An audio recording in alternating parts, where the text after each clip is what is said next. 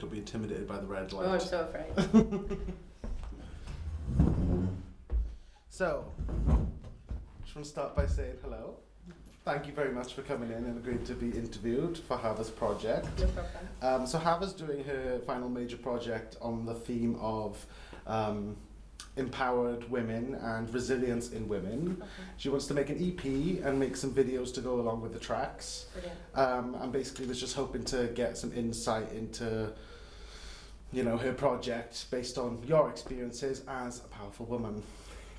So, can you share a significant challenge that you faced in your life and how you overcame it?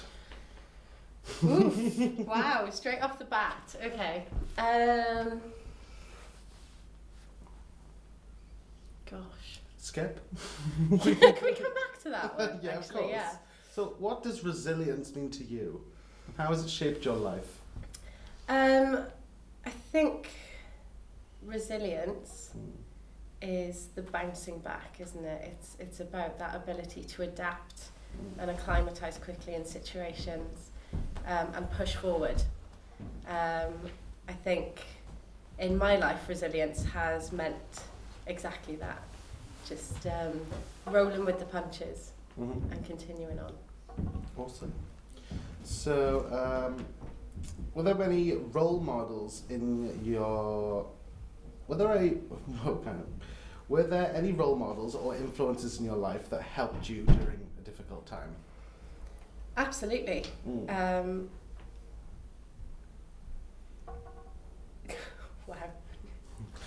Because you have lots of strong women in your life around you. I certainly do, yeah. So I was raised by a single mum. My sister is 15 years older than me. I was kind of raised by women, really. Yeah. So that presence in my life has been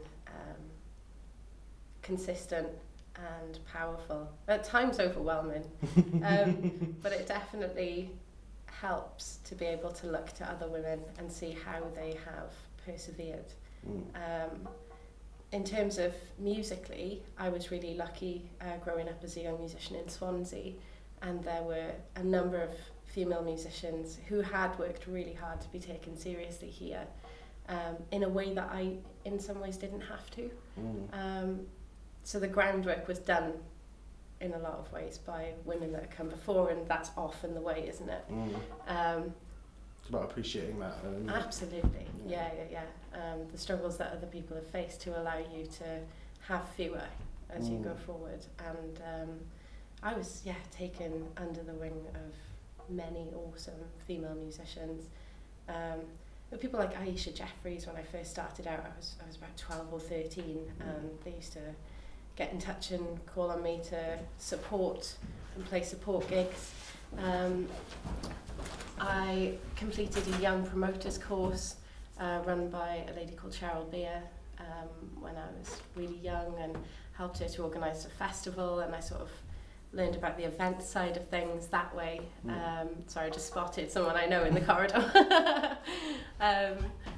So I'm really grateful to the women that have done the hard work and allowed me to sort of have less to Right in the struggle wake. against. Yeah, man. Yeah. Nice. So, in moments of struggle, what motivated you to keep going instead of giving up? I think that's changed for me a lot over the years. Yeah. So when I started out as a musician, the thing that motivated me was personal development and personal growth. I wanted to be the best I could be, and actually in a lot of ways I wanted to be perfect, which is not ideal in a lot of ways. Yeah, it's not attainable. No.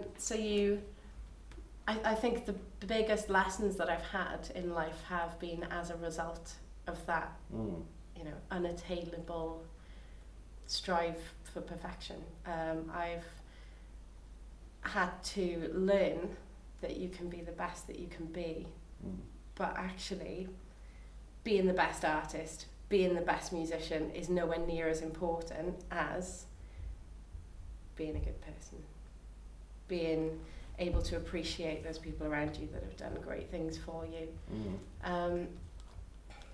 Yeah, so can you repeat the question? Just becoming more wise, yeah. Yeah, and that's growth, isn't it? Yeah, totally. Yeah. So yeah, it was, in the moments of struggle, what motivated you to keep going?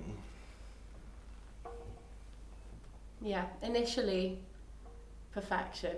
Yeah. Eventually, the love that I had around me Mm-hmm. and the people that were there. There have been some, you know, interesting struggles in my lifetime. I had quite a significant breakdown when I was 25, which is about 4 years ago now, and I was really detached from everything around me, and the thing that kept me going and moving was the connections that I had and the people who cared. Yourself included? Yeah, totally. Yeah. It feels like a lifetime ago. It does, yeah, it does. Yeah. So, yeah, those things. Good people. Yeah. Good answer. So, next question. Have you ever felt pressured to conform to societal expectations? And if so, how do you navigate that? Oof. I was about to say as a woman, but that's not accurate. As a young person, as a woman, there are a lot of societal expectations. I always felt quite insecure as a young person, which I guess is where that perfectionism came from, you know, that idea that I didn't feel like I could control who I am or was, but I felt like I could control my output. Yeah. But yeah, I think learning to look at yourself objectively and sort of see. Can you repeat the question? Yeah. Sorry, Ollie. No, it's absolutely fine. I wasn't expecting all these deep I questions. I know, I'm sorry, I should have sent them to you beforehand. No, it's So, the question was, have you ever felt pressure to conform to societal expectations? And if so, how do you navigate that? So I think you're on to a winner. Yeah, really. It's like absolutely. becoming more wise and more secure of yourself as you get older and navigating it that way. Yeah, I don't know if that's even a deliberate navigation. I think you start to feel that self-acceptance, and you can breathe into yourself sometimes, can't you? And as you learn more about yourself and the reality of who you are rather than the construct of who you see yourself as, especially as a young person, it becomes easier. That self-acceptance becomes gentler. I think putting less pressure on yourself is a very important thing as a young person, as a creative. There's a lot of pressure to it can be self-pressure, it can be from observing what's going on around you. When you're in a creative industry, you see people succeeding and you think, why aren't I? Why aren't I doing that? Yeah. As I've gotten older, my place in the creative industry has changed. So I started out, I was a solo musician. I always played on my own. As I got a little bit older, I started looking for collaborators, and that became more important than my own personal output. As I got a bit older again, I realised that taking a back seat in the creative output can be amazing, supporting other people to achieve what their goals are. Totally. And when you kind watch, of take the ego out. Absolutely, yeah. And you watch other people going through those same struggles and succeeding in different ways. Like I teach quite a lot.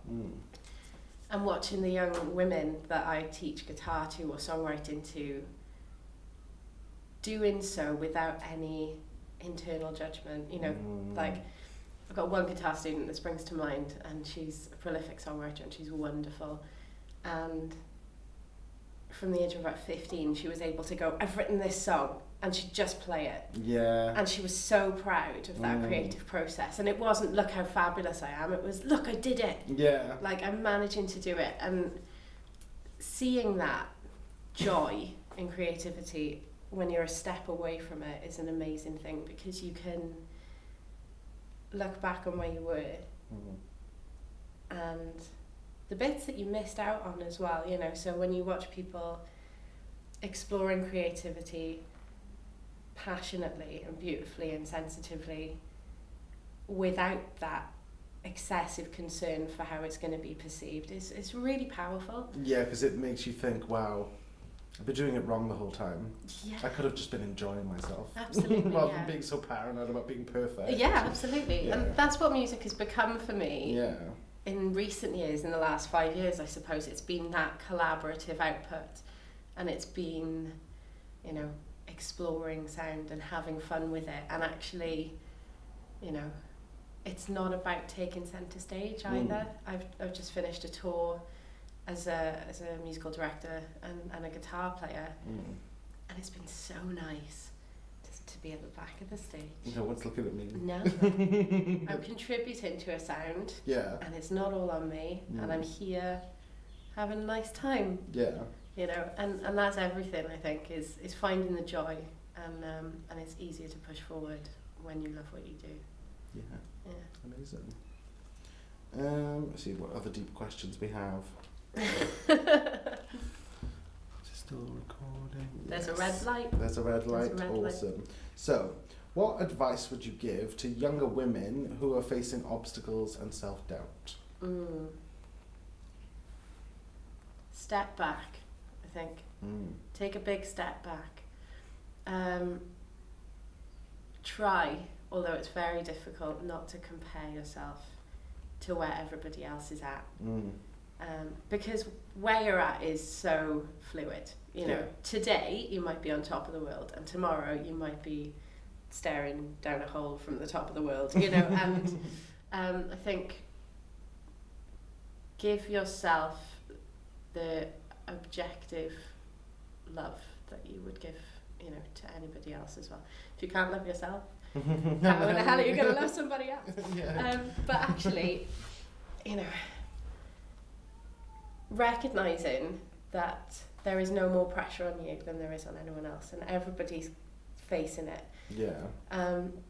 It's really easy as a young woman in what has been for a long time a male-dominated industry to forget that it's not a competition. Yeah. To be able to look at where people are at and kind of go, that's great. Yeah. The line underneath it. That's great. And not have envy. Or Oh, yeah, for sure. And or be down on yourself by comparison, isn't it? 100%. I think we all do that naturally to a certain extent, but yeah, it's so important to learn to not. Yeah, you've got to give yourself a break. Yeah. And actually, like, you know, that self-talk, speak to yourself like you're your best friend. And I know that's such a cliche, but it's one of the hardest things I had to learn. Yeah. Was to give myself the kind of slack or the kind of sensitivity and care and compassion that I always tried to give to other people. Not because I'm a particularly good person, but because we just naturally do that, don't yeah, we? it's so easy to have that warmth. I know exactly what you mean. Towards others, and if you can give yourself just a decent sprinkle of that, it becomes much easier. I think going back to being a woman in an industry that is so heavily populated by men, connect with women and collaborate with other women.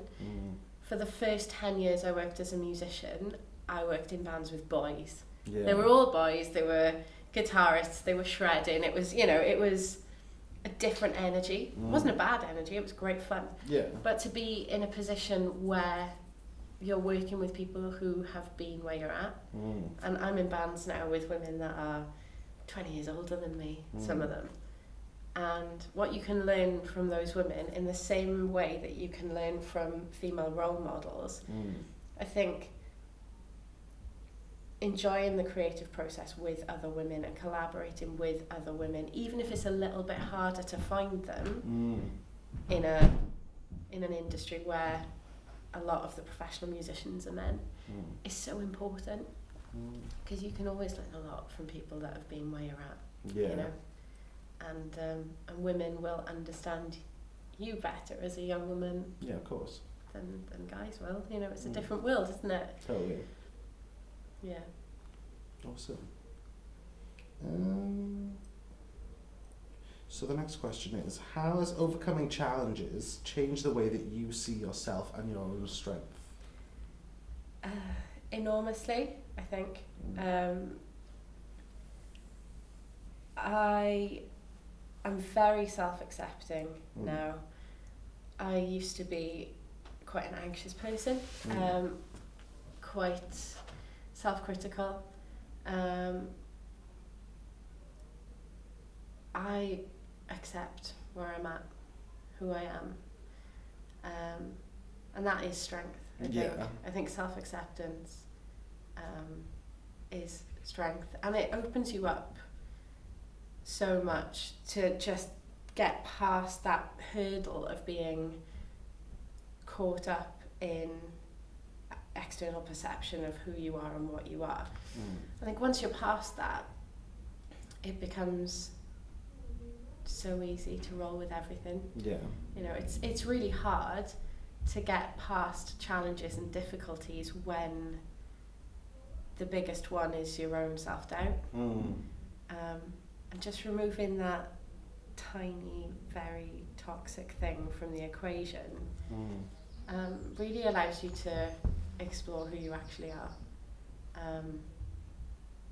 And yeah, I mean, you know, I'm quite aware of what my flaws are as well as my strengths. And that's a strength in itself. Yeah, for sure, yeah. And actually it's not about this is something I'm not good at, how do I get past it? It's like, this is something I struggle with, how do I work around it or with it? You know? Because it's fine that that's a thing. Yeah, for sure. Just navigate. God, yeah. Because again, it's not about being perfect, is it? No, it's not.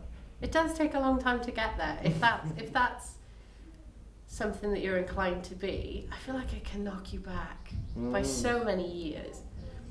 Yeah, of course, because you know, you're striving for that, but you're never going to make that, and so you're going to be disappointed over and over, and mentally you're just going to be drained, exhausted, and angry. Oh my God, you get so angry at you and everything else, and it results in this sort of, you know, spiral. Ultimately, if you get to the point where you never feel good enough, and you get to the point where, and I've been there, where you are angry with other people for not having that struggle. You know, you're kind of resentful that other people can just get on with it. Just crack on. Yeah. They can just push forward. They can, and that might not be the case for them, but it's that outward perception thing.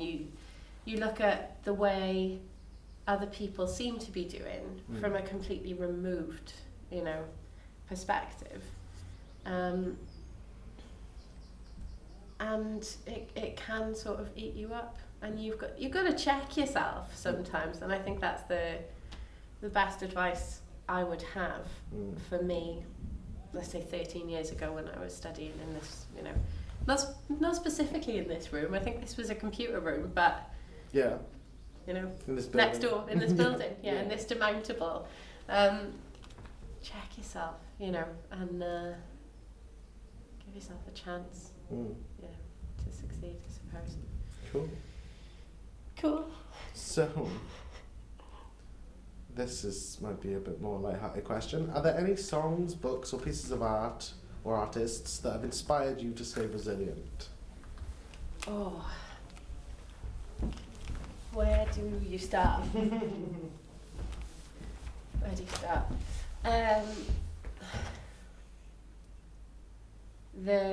My first love in music when I started playing was Joni Mitchell. Okay, yeah. I loved Joni Mitchell, and again, she's a pioneering female musician who was around in the time where women had to work that much harder, and when women's autonomy wasn't respected. You know, like Joni Mitchell made some choices about her life with her body, and was really scrutinised for those. And I think to be able to understand that before you've gotten there, so listening to those lyrics and learning about being a woman in music before you've hit those milestones, before you realise that you're going to have to push back against some things. I think that was really important. I loved Joni Mitchell. I loved musicians like sort of Nina Simone. Grew up listening to Nina, and women were rightly quite angry. Yeah, totally. The women that I grew up listening to and admiring, you know, were fuming, tamping, raging. It's only fair. It was kind of punk, wasn't it? Oh, it was so punk. Yeah. It was so punk. And yeah, I think, God, there have been so many influences. I think as well, like, as I've gotten older and I've worked with musicians, I've been working with Bronwyn Lewis lately, and she refers to herself as an angry Welsh woman. Yeah. You know, sometimes she sends WhatsApp messages and signs them off as angry Welsh woman. And it's really freeing to work with women that are not ashamed of sharing their perspective. And, you know, like, there are other, I guess, to be honest, not a strictly female influence, but when I was studying music, and I was a very sad teenager. I was so sad because I thought it made me quite cool. And I can remember my lecturer put me onto Nick Drake, and he wrote 3 perfect albums. He wrote 2 perfect albums and one, in my opinion, less perfect album. But 5 Leaves Left and Brighter Later, I was obsessed with. They were all I listened to for a few years. And I think the romanticisation, is that a word? Yeah. Kinda, yeah.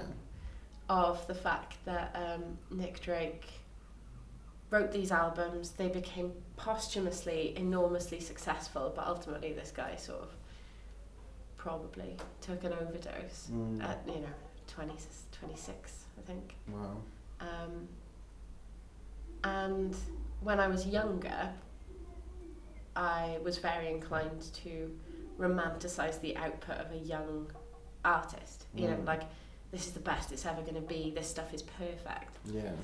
And as I've gotten older, I acknowledge the tragedy of talent cut down in its, you know, formative years, not even its prime, you know, just somebody that had so much to give. And it's that perfect story, isn't it? You know, gets cut short. Might have become crap. You know, it might have ended up being rubbish, but we'll never know. So I think that really made me realise that it's not all about the story that goes along with it, and you can romanticise it till the cows come home, but it's all valid. All that creativity is valid. Yeah. So, yeah, I think Nick Drake was a big one for me when I was younger. Nice. So, there's a few more questions left. I'm sure there are. Are these heavy questions, aren't they? This one's kind of similar to the previous question. This one always reminds me of Drag Race, where they get the little portrait of baby Jessica. So, what message would you like to give to other women who are struggling to find their inner strength? It could be short and sweet. It could be short and sweet, but I'm not good at that. Because again, I feel like you've touched on a lot of... Your inner strength doesn't always have to come from you, and you can... outsource. You can outsource your inner strength. It will grow when you feel valued and accepted by the people around you. I think the biggest one is work with other women. Yeah. Just work with other women. doesn't mean don't work with men. It just means make sure that you've got strong women around you, because they're everywhere and they're amazing. Yeah. Yeah. Love that answer.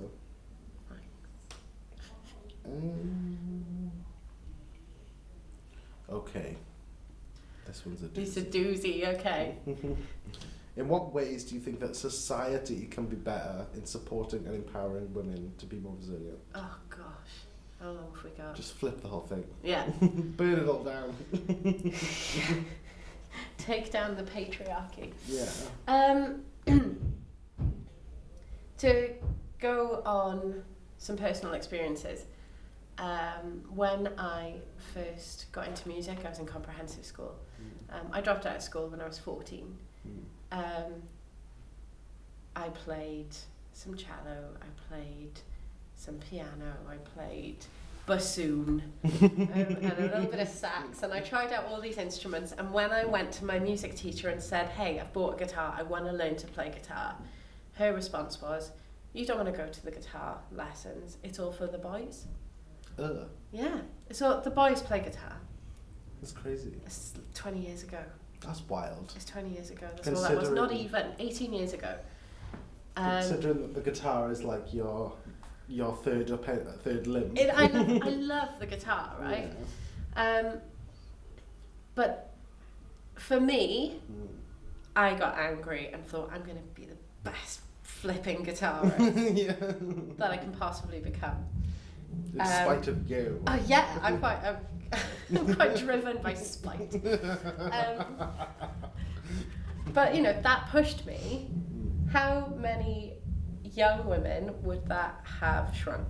Yeah, totally. You know? And pushed away. And actually, there are times when being told that I couldn't do something did shrink me, and I'm really glad that wasn't one of them. Yeah, totally. But if we even look at that perspective of, no, you play classical instruments, that's better for you. Yeah, play the violin. Yeah, absolutely. And it was always supposed to be a supportive role. That'll look great on your UCAS application when you apply for a real subject.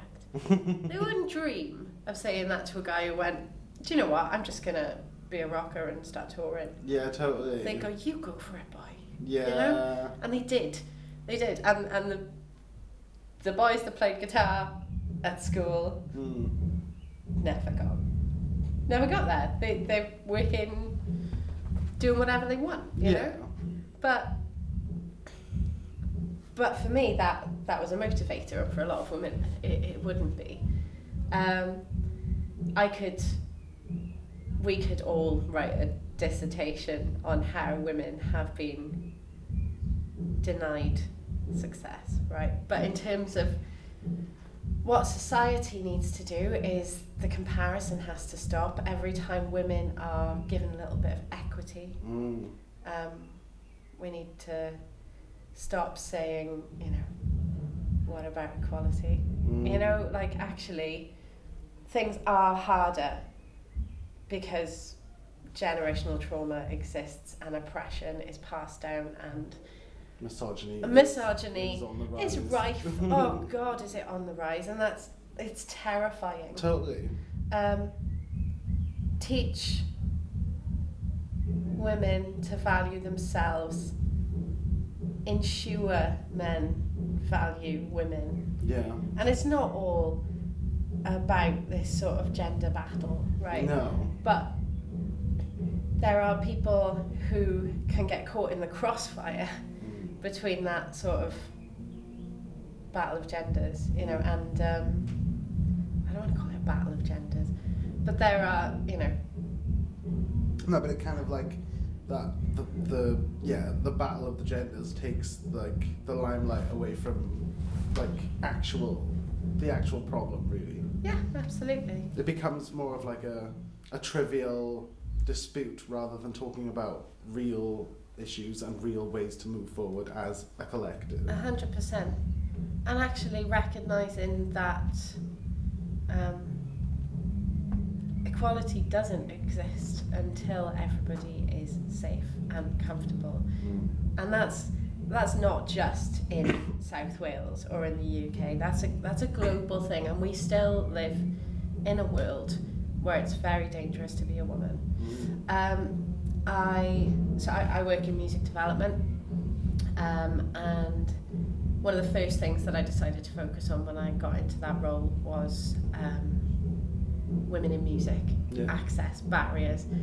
And I read a study where I think it's about 20% of grassroots musicians are women. And then there are sort of mid-level roles where there are even fewer women, and up in well-paid positions there are more women, but that doesn't necessarily reflect the day-to-day, because well-paid positions go to powerful people, and it doesn't, that the influence of gender doesn't necessarily hit there. Yeah. But the big thing when I read this report, and I can't remember what it was called, but I'll send you a link when I remember, is that when you consider the workplace, so women in music, that might be at venues, in studios, it might be working in sound and lighting, it might be anything. There are so many peripherals to just performance. And 50% of women have been sexually assaulted in the workplace. And when you think about, that would not go down in an office, right? It wouldn't go down in an office. That's specific to industries that haven't caught up yet. Yeah. And unfortunately, music is one of them. That's crazy. And actually, I think about being a really young musician, and I was gigging by the age of 14. I dropped out of school. That's all I did, and I loved it. And I can remember walking into, it was a working men's club. Yeah. In Treharris, right? And I was on after the bingo. Yeah. But I was 14 and I walked in, and some bloke with nowhere near as many teeth as he should have had when the strippers arrived. Wow. And his words were, the strippers arrived, and I was a child.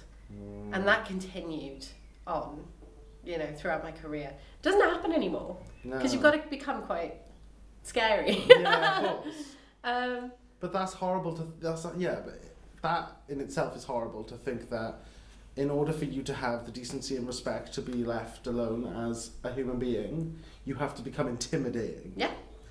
And it's really unfortunate, and it's really tough to balance that holding on to your soft edges. Yeah, of course. And I struggled with that for years. Do you know, It's a double-edged sword. The first tour I took, and again, I was about 16, 17. No, I was 17. I was just finishing up here in this college. And I took a tour with an Irish band, and the guy who led the band said to me that he'd seen me play years before, and he leaned over to his colleague and said, "She's not ready, she's too fucking angry." And you don't say that about boys. No. And I was angry. I was so punk, and I didn't know it, right? Yeah. But you're right, they wouldn't have said that if you were. Gosh, no, there's no way. And I used to be congratulated on how much I'd mellowed as I got older. And you know what? You just stop fighting, don't you? You stop fighting, you push those issues to the back of your mind. They still exist. And to this day, sometimes I struggle to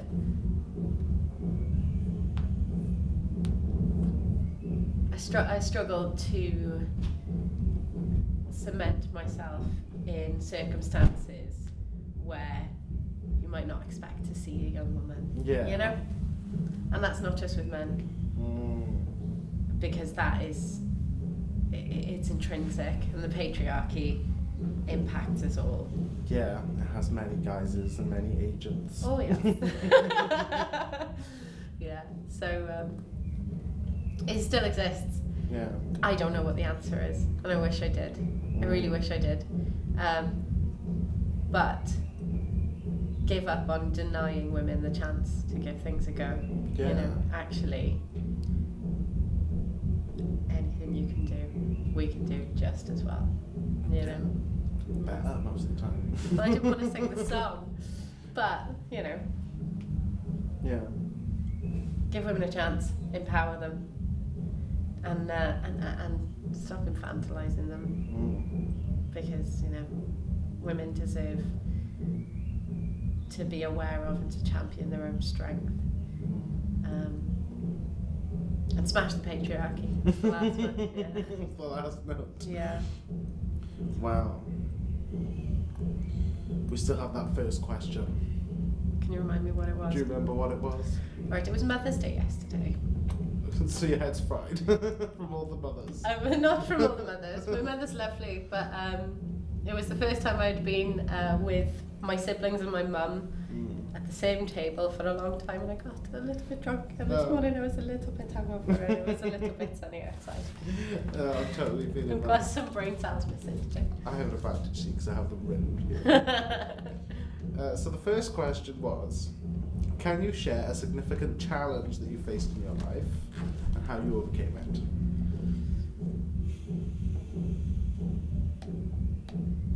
This feels like a job interview. I know, I realised that yesterday, Yeah. no, on Friday when we were interviewing the other ladies.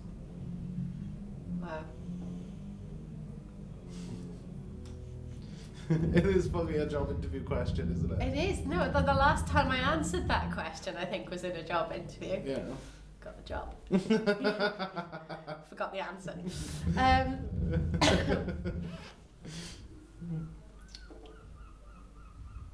Wow. A significant challenge. Big or small? It was meant to be significant in place. I mean, I consider getting here today a significant challenge. Parking Yeah, out there was a nightmare. yeah. Significant challenge.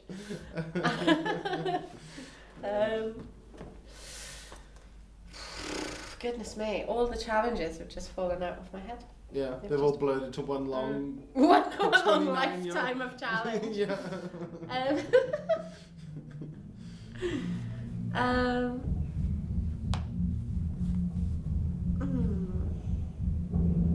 What did I say in my last job interview?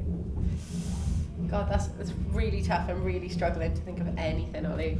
It's funny because for the last 15-20 minutes you've spoken about all sorts of different challenges, all sorts of ways that you've overcome them. So don't panic.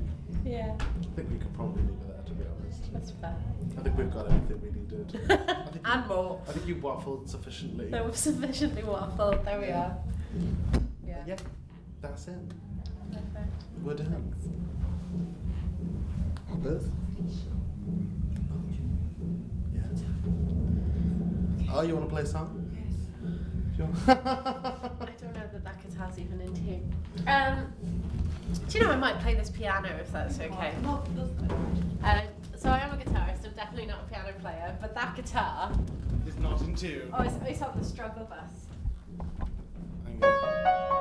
Oh gosh, that's loud. That's fine. It's a bit loud. Unapologetically loud. Okay.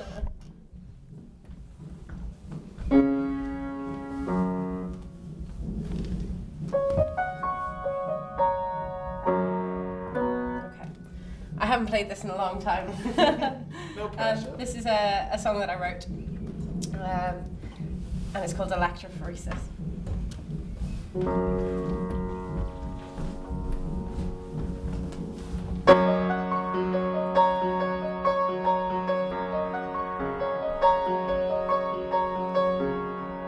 No, it's not. I can't remember how to play it.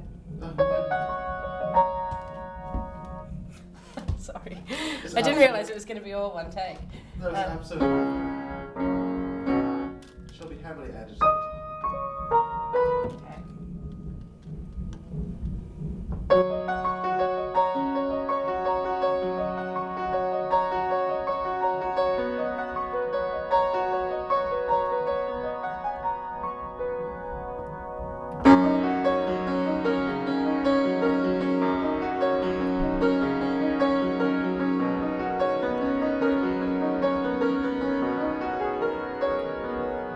On a scale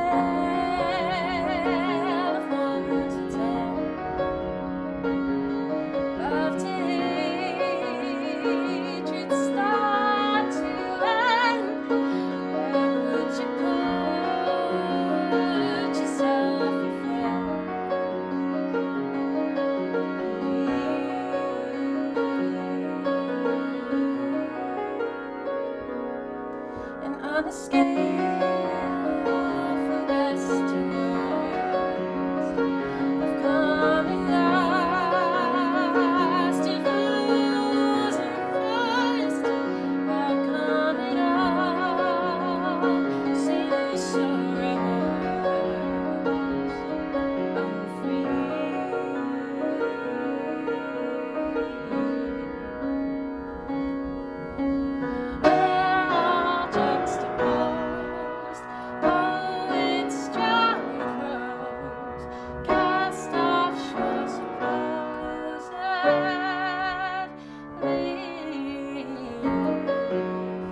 No, I can't. Sorry. That was beautiful. Can I play you some on guitar, if that's okay? Thank you. That's No, it's absolutely. okay. That was beautiful. Right. And later. Yeah, not that one. Not that one. Do you know Andy Kaufman? Have you seen Man on the Moon with Jim Carrey, Andy yeah, of Kaufman? course, And he yeah. does the bongo bit. Yeah. That's it.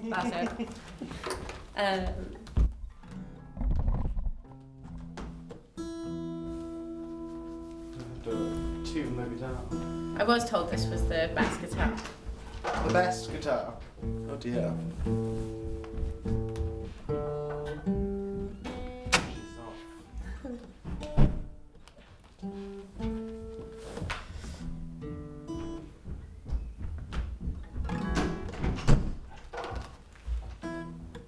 God. This brings me. I think this has been here since I was mine.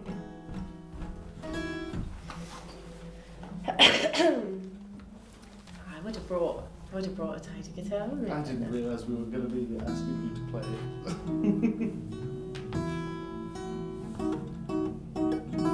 This is called News. Have you heard the news? I guess that you aren't used to being told or held accountable. Perhaps you are confused. It isn't good enough to put yourself up on a pedestal.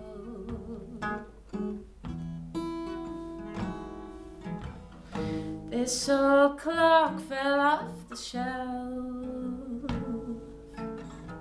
Now time just consumes itself. Ooh, and if I could disregard this grandiose facade, I would. Now and then suddenly I find it hard to breathe, don't you?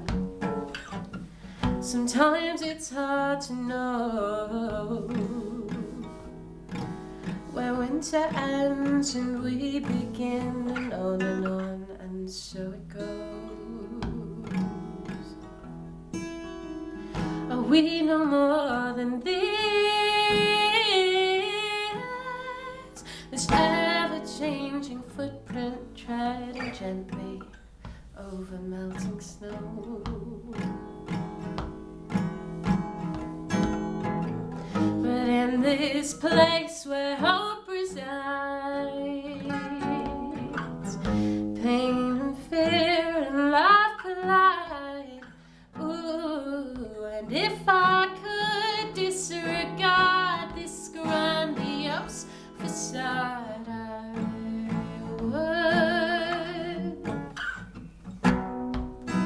Now and then suddenly I find it hard to breathe, don't you? This is not what I wanted, it's not what I wanted to be. This is not where I wanted, it's not where I wanted to be.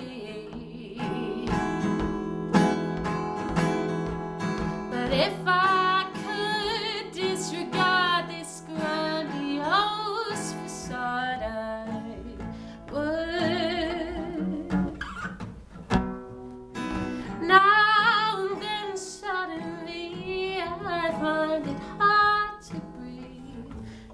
you. And it's not where I want it, it's not where I want it to be. This is not where I want it, it's not where I want it to be. This is not what I wanted, it's not who I wanted to be.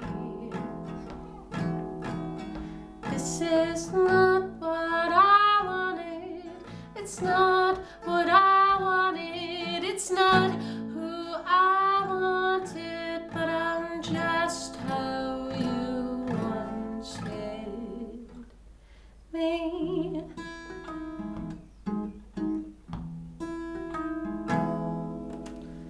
That is such a jank guitar. That was incredible.